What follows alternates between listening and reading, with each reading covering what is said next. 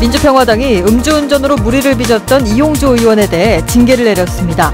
당원 자격 3개월 정지 처분인데 시민단체는 솜방망이 징계라며 이 의원의 사퇴를 강하게 촉구했습니다. 올 연말 강추위가 예고된 가운데 어려운 이웃을 돕기 위한 온정의 손길이 이어지고 있습니다. 여수산단 업체 직원부터 대학생까지 겨울을 나기 힘든 소외계층에게 연탄 지원에 나섰습니다. 내일 수능 시험을 앞두고 시험장별로 예비 소집이 실시됐습니다. 섬 지역 학생들은 수능 하루 전인 오늘 미리 육지로 나와 수능을 준비하고 있습니다. 순천시가 하수도 사업 감사 결과 부적절한 행정 처리를 적발했습니다. 일부 공사 과정에서 의심되는 유착 관계에 대해서는 해당 전현직 공무원과 업체 등을 수사 의뢰했습니다. 시청자 여러분 안녕하십니까? 여수 MBC 뉴스데스크입니다. 음주운전으로 물의를 빚었던 이용주 의원에 대해 민주평화당이 당원 자격 3개월 정지 결정을 내렸습니다. 시민단체는 제 식구 감싸기라며 이 의원의 사퇴를 강하게 촉구했습니다. 문형철 기자입니다. 음주운전 파문을 일으킨 민주평화당 이용주 의원에게 당원권 정지의 징계가 내려졌습니다. 민평당 당기윤리심판원은 오늘 이 의원에 대해 당원 자격 3개월 정지 결정을 내리고 사회봉사 100시간을 권고했습니다.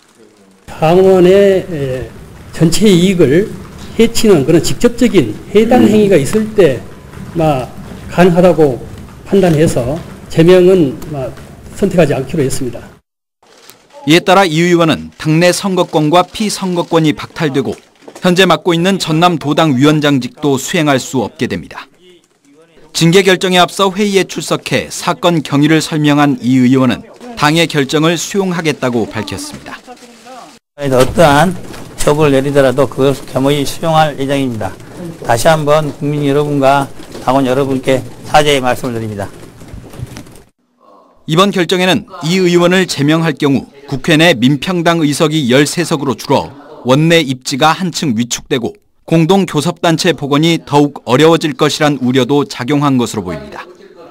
시민단체는 이번 징계를 제 식구 감싸기라고 비판하며 이 의원이 음주운전을 살인이라고 규정한 만큼 의원직에서 스스로 물러나야 한다고 목소리를 높였습니다. 자기가 한 말도 뒤집는 그런 행위를 해놓고 그 자리에 계속 앉아 있는다는 것은 이해가 좀 안 가고 자진 사퇴를 하루빨리 결단을 하는 것만이 앞으로 똑같은 일이 반복되지 않는 그런 본보기가 될 수 있겠죠. 한편 국회 윤리특별위원회는 내일 전체 회의를 열어 이 의원에 대한 징계를 논의할 예정입니다. MBC 뉴스 문형철입니다. 농민단체가 정부의 쌀 목표 가격 결정에 반발하고 나섰습니다.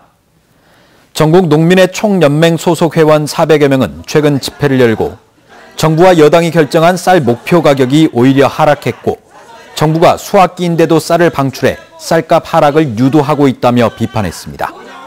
농민들은 오는 21일 전국 농민대회를 앞두고 더불어민주당 전남도당 점거농성과 도내 시군별 집회를 이어갈 계획입니다.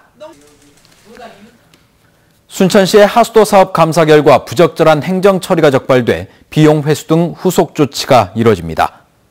순천시는 지난 9월부터 한 달 가까이 하수도 사업 감사를 실시해 불법 설계 변경과 대금 과다 집행 등 모두 9건의 부당 행정을 적발하고 29억여 원의 비용에 대해 회수나 감액 조치를 내렸습니다. 순천시는 또 일부 공사 과정에서 유착 관계가 의심돼 전현직 공무원과 업체 등을 수사 의뢰했다고 밝혔습니다. 2019년도 대학 수학능력시험을 앞두고 시험장별 예비 소집이 실시됐습니다. 전남도 교육청은 오늘 예비 소집을 통해 수험표 지급과 시험 장소 확인 등이 이루어졌다며 특히 이름이 비슷한 시험장을 착각하지 않도록 수험생들의 각별한 주의를 당부했습니다. 내일 전남에서는 도내 47곳에서 17,700여 명이 수능시험을 치르며 수험생들은 오전 8시 10분까지 시험장으로 입실해야 합니다.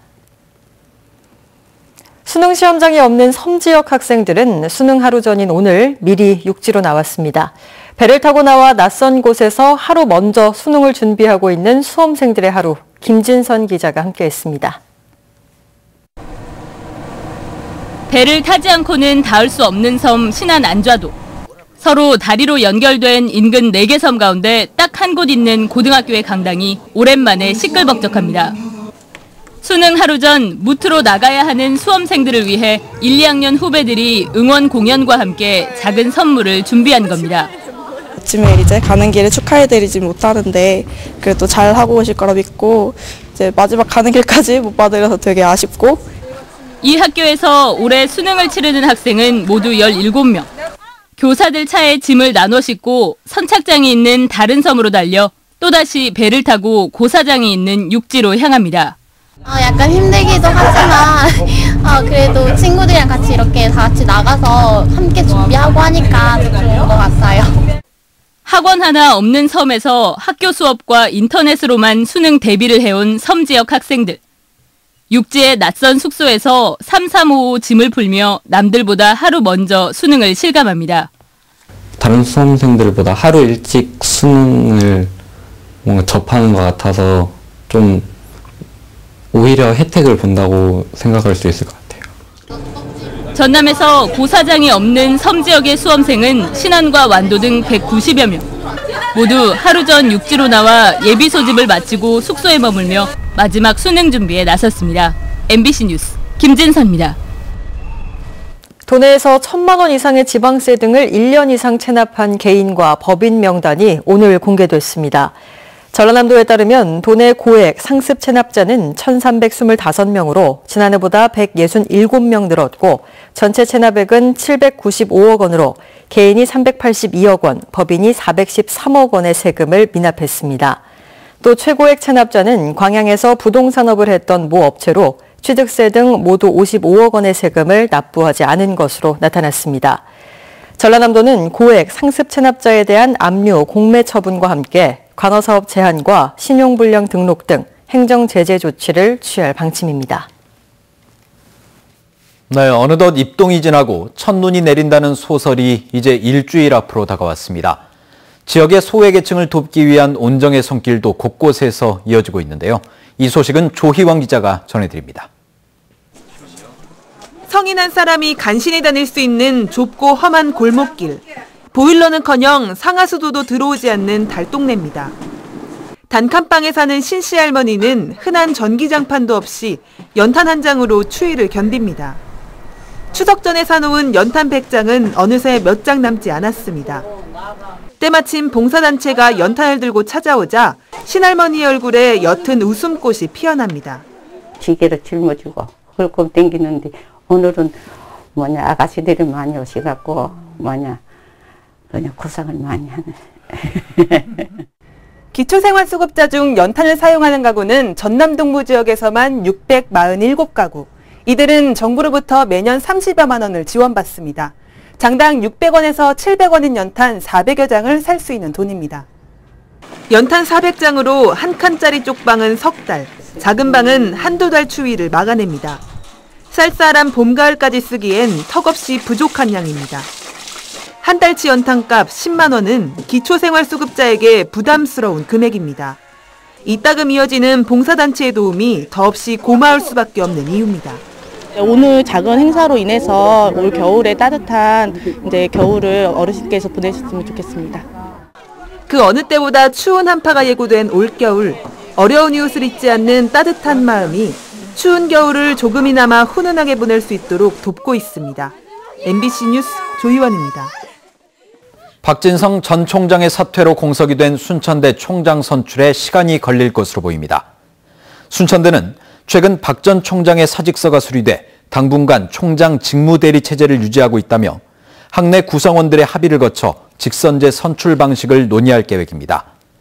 이런 가운데 관련 규정 개정과 후보자 추천위원회 구성 등의 절차가 남아있어 내년 학사 일정 전에 후임 총장이 선출될지 관심이 높아지고 있습니다. 배기가스에 노출된 환경미화원들의 산업재해가 인정된 가운데 순천에서도 요양급여 신청이 승인됐습니다. 근로복지공단 순천지사에 따르면 순천시청에서 환경미화원으로 일하면서 폐암에 걸린 2명의 산업재해가 인정돼 치료기간 실업급여와 본인 부담금을 제외한 치료비 등을 받을 수 있게 됩니다. 산재 신청을 한 2명은 20년 넘게 환경미화원으로 일하다 지난해 폐암 판정을 받았으며 이들 가운데 1명은 최근 숨진 것으로 알려져 주변을 안타깝게 하고 있습니다. 지난달 기준 전국 실업률이 외환 위기 이후 가장 높게 나온 가운데 전남 지역 취업자 수는 소폭 늘었습니다. 호남지방통계청의 10월 고용 동향에 따르면 전남 지역 취업자는 98만 2천 명으로 지난해 같은 기간보다 0.2%가 늘었고 실업자는 9천 명이 줄면서 실업률도 0.9%포인트 떨어졌습니다.